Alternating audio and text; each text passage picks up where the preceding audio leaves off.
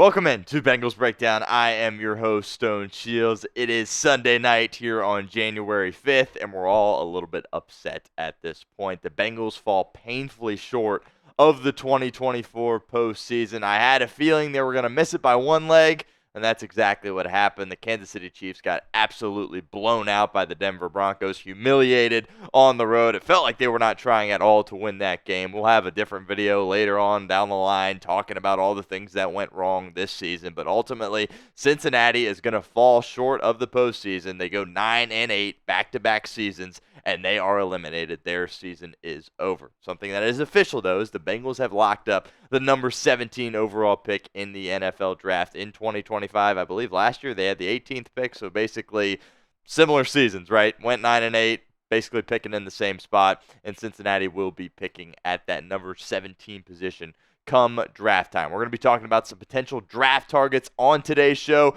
just kind of the first guys that are coming to my mind, because I purposely have pushed this off because I wanted to, talk about the playoffs and stuff like that. So I haven't spent a ton of time analyzing these guys, but we're going to throw some names your guys' way on today's show. Before we do that, make sure you hit that subscribe button if you haven't done so already. Did a great job getting to 15,500 subscribers during our watch party today. It was kind of a late last-minute watch party, right? We went live for the Chiefs game, hoping we were going to get a good game. Ultimately, did not happen. But we are approaching 16,000 subscribers. Hit that sub button so you don't miss out. We will be live not live, but we will have videos all off season long. Going to detail free agency and the draft. Should be a lot of fun. Hope you guys stick around for that coverage. Hit that sub button, youtube.com/BengalsTV. All right, I put three needs together for the Cincinnati Bengals, and you certainly could add more to this, so don't come at me if you think, oh, I can't believe you wouldn't put that there. These are the three biggest ones in my opinion. Defensive end, pass rusher, right, getting pressure on the quarterback. Corner, you saw some good things earlier in the year, but then your main guys got hurt, and then definitely need to improve at that area. Don't have safety on here, but we'll talk about a couple of safeties. Also, offensive line. Probably the best offensive line has played in Joe Burrow's career, but certainly far from being good enough as he took some massive wicked shots all season long. Again, don't have safeties on this list, but there are a couple of safeties that we will talk about on today's show. Let me know in the comment section, pinned comment of today's video, who do you want to draft in the first round as a Cincinnati Bengals fan? Sound off for us. I do not have my official pick at this point. I will have that pretty soon. We're going to talk about some guys on today's show, but sound off for me in the comments right now. All right, let's talk about some guys that are probably going to be off the board in terms of when you pick at that number 17 spot. Will Johnson, the corner for Michigan, right? This is a guy that's probably going to be a top 6 or 7 pick. It's pretty, one-sided that he is going to be the first cornerback to go off the board. You love your Michigan players. You got Michigan players all over your roster. Probably not going to be able to get Will Johnson. He's going to be gone, but I expect him to have a really nice career in the NFL. This is a guy that I would love to see in Cincinnati, but again, probably not going to happen. Abdul Carter, he's going to probably be the first pass rusher off the board. I would think he's going to be a top 5, 6, 7 pick in the NFL draft. Gets a lot of Micah Parsons comparisons considering where he goes to school and what number he wears, but he is going to be a really, really good NFL player. Unfortunately for Cincinnati, they would have to trade up to get Abdul Carter, but he could do great things for this Bengals defense. Next guy, Mykel Williams. He probably is also going to be off the board. He missed some time this year for Georgia, but you just look at that guy play and you go, yep, that is an NFL body. Absolutely no way around that. Again, unfortunately, Mykel Williams would be a great addition to this Bengals defense, but probably not someone that is realistic in terms of being able to draft where you currently are at. And last guy here, probably going to be off the board, another Michigan guy, Mason Graham. This is a guy, when you look at him, right, he doesn't necessarily look like an NFL player, but you go out there and you see him play, and he just makes play after play after play and makes tackle after tackle after tackle. He's a really highly touted draft prospect. I know you love your Michigan guys. I'm ready to move off the Michigan guys. I've had enough of those Michigan guys, to be completely honest with you. A lot of them haven't panned out, but some of them definitely still have some potential. Chris Jenkins Jr., Dax Hill was playing well before his injury, but Mason Graham probably not going to be within striking range for you if you are the Cincinnati Bengals.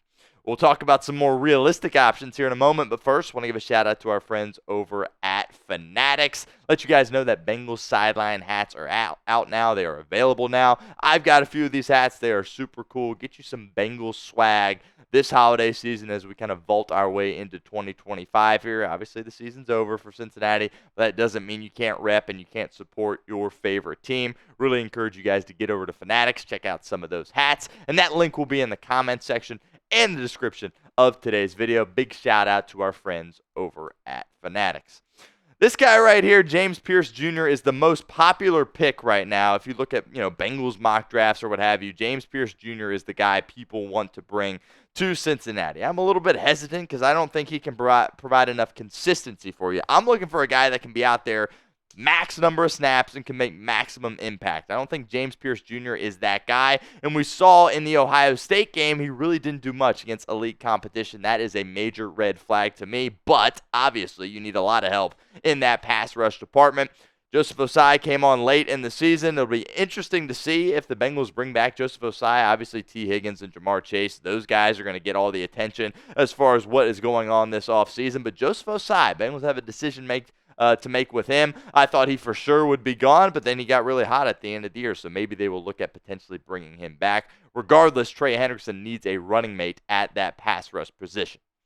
Let me know, would you draft James Pierce Jr. in round one? Definitely have a lot more tape I got to search through, but in the games that I watched him, you definitely see the potential, but he didn't knock my socks off, and I don't think he is a lock to be great in the NFL. So I'm a little bit hesitant. I haven't made my official, prediction or, official analysis yet on James Pierce Jr., but at this point, I would probably stay away. Let me know what you think. Type Y for yes or N for no. Next guy we are going to discuss here is Jalen Walker. I really like this kid, Jalen Walker. I love a lot of these guys on Kirby Smart's defense for Georgia. Jalen Walker is a guy that you see out there, and you understand that he is going to be successful in the NFL. He can line up at that linebacker spot a little bit for you, and he can also put his hand in the ground and rush the passer. He can do different things for you. He's versatile. I think that's something that Lou Anarumo would really, really like. Jalen Walker is a guy that I would entertain in terms of drafting if I'm the Cincinnati Bengals. I feel like he might be available. I think he might slide a little bit towards the back of the first round. We will see, but I definitely have my eye on Jalen Walker. Also, fellow Georgia Bulldog Malachi Starks. This is probably the best safety in the draft class here in 2025. Obviously, your safety play was horrid for the Bengals, but do you take a safety in the first round? That's going to be the question that Duke Tobin and company have to figure out. I think this guy, Malachi Starks, is probably going to be the best one, and he's probably going to go around where you're picking. I believe he's projected in that 15-ish range, and this is a guy that has had a really great career. I thought he would finish the season a little bit better than what he did at Georgia, but nonetheless, I think this is a guy that's going to have some success in the NFL, and he is a potential guy you could take at that 17 position. Nick Scorton, another guy here that is a pass rusher. I kind of like him more than James Pierce Jr. And I'm going to drop that kind of and just say I like this kid more than I like James Pierce Jr. He spent some time at Purdue before transferring to Texas A&M. He really can get home to the quarterback. He is a fierce competitor and a guy that can make an impact from day one. That's what Cincinnati needs with their first round pick here in 2025. Not a project. Myles Murphy was a project. The project hasn't worked. No, I'm looking for someone that can contribute to this Bengals defense day one, and I think Nick Scorton could potentially be that guy for you if you are Lou Anarumo, Zach Taylor, and company. What do you think is the biggest need for the Cincinnati Bengals? Sound off for me in the comment section. Is it pass rusher? Is it corner? Is it safety? Is it offensive line? Let me know in the comments. Definitely some multiple ways you could go with this. Again, your pass rush got better, but right now, my gut, again, the season just officially ended an hour ago. I'm going to go with pass rusher, but let me know what you guys think in the comment section right now. Jedi Barron, a corner for Texas. And I tell you what, I am really excited to see how he plays against Ohio State in the Cotton Bowl. I've heard great things about this kid, and he has impressed me when I have seen him play, but he's going to have an opportunity against these Ohio State stud receivers to really make an impact for this Texas team. And he has an opportunity to skyrocket up these draft boards as well. Not sure if he is a lock to go in the first round. He's definitely a top 4 or 5 corner in this draft, but I'm really looking forward to seeing Jedi Barron play this weekend against Ohio State. Speaking of Ohio State, we're going to end today's show with 2 Buckeyes. Mykel Williams, of course, is one of the several guys on Ohio State's defense that opted to come back this year, and I think it's been a really good decision for him. Great in the run game, applies some pressure from the interior as well. Great leadership skills, seems to be, have his head on, screwed on properly, and knows how to go out there and play winning football. Mykel Williams, potentially, could be a pick for Cincinnati at that 17 spot. Not sure he'll go that early, but I think the Bengals would love to get a guy kind of in state. They love their Michigan Wolverines. They love their Big Ten football guys. Wouldn't be surprised if they tried to add some Ohio State Buckeyes in this draft. And his buddy, his pass rusher buddy, JT Tuimoloau. Obviously, Williams is more of an interior guy, and Tuimoloau lines up on the edges and really rushes the passer. I think, look, Tuimoloau, him coming back, or let's backtrack here for a second. When he was young at Ohio State, people were like, oh my God, this guy's going to be a future top 10 pick. And then his junior year, he kind of sagged off, and it was like, this guy needs to come back to school. He wanted to come back to school, wanted to have an opportunity to beat Michigan. Obviously, that didn't work out. Still has an opportunity to potentially win a national title, but I've been really impressed with Tuimoloau this season, and he might sneak his way back into the first round. Not exactly sure you can take him at 17, but I wouldn't be surprised if he's kind of in that mid-20s kind of selection, maybe late 20s as well. But who knows? If he goes off in these next 2 games, if Ohio State keeps winning, he could be a pick for Cincinnati at the 17th spot. Make sure you guys follow me on Twitter at StoneShields_. We will have all Bengals-related NFL draft updates on my Twitter page. It's officially off-season time. I haven't accepted that yet. It hurts still, but that's kind of where we're at right now as Cincinnati Bengals fans. Give me a follow over on Twitter. Help me out at StoneShields_.